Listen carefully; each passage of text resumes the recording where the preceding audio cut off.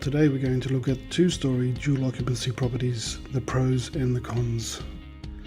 Now, are there any disadvantages in owning a two-storey dual occupancy investment property? Let's take a look at the pros and cons. The reason for this move into two-storey dwellings has been the high demands on available land. Land sells so quickly, putting a strain on councils to release new developments.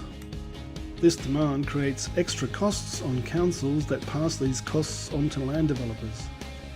Land developers want to recover these costs and to maximise returns, in turn produce smaller blocks which are harder to build low-set dual occupancy properties on. So really, we have been forced to build more two-storey properties. Due to the constraints in having to fit two dwellings under one roof for dual occupancy properties, and with client demand to maximise the size of dwellings, it is hard to achieve maximum square meterage and fit this into a single dwelling or single level dual occupancy. When confronted with these constraints, we must build a two-storey property.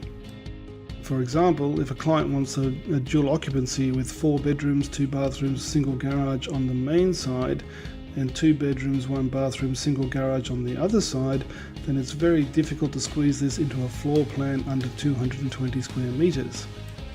If the size of the block is 400 square meters and site coverage allows for a maximum of 50%, then the maximum coverage will be 200 square meters. This means that you have to build a two-storey dual occupancy. There's no other way around it. With the rollout of new development estates, this has become a common scenario.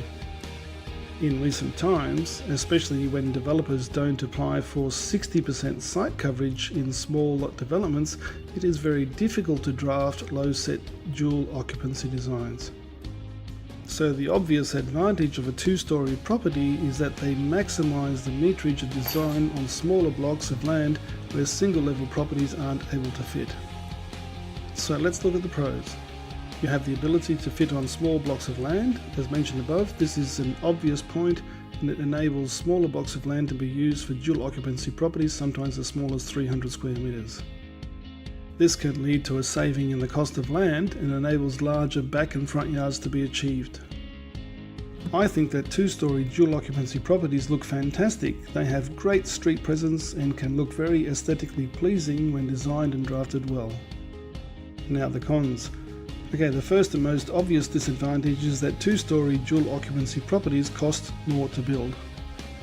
It is also generally best to allow for a longer build time frame, usually only a few weeks, but it's worth being aware of this and factoring it into your considerations.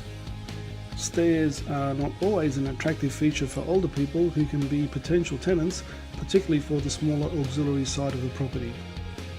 Whilst there are generally enough tenants and we have never had problems renting out properties with stairs, it is worthwhile being aware that it may inhibit the ability to rent to older tenants.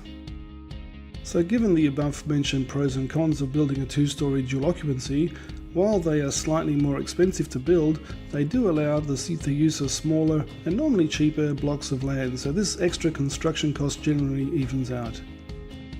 You would also want to bear in mind that given the number of new estates with small and hard to build on blocks, the choice of whether to choose a two-storey or a single-storey dual occupancy may be made up for you if you choose to go with one of these blocks of land. And we have extensive experience building two-storey dual occupancy properties for clients wishing to get into new estates. Our draft engineers have done a lot of work in refining and redrafting designs to maximise coverage to get the best use of the individual blocks. So don't hesitate to contact us about our great two-storey options which we have developed for use in a number of city council areas. And these range from an option for both 3 and 4 bedrooms in the main dwelling and 2-bedroom auxiliary. And don't forget our free report on dual occupancy homes.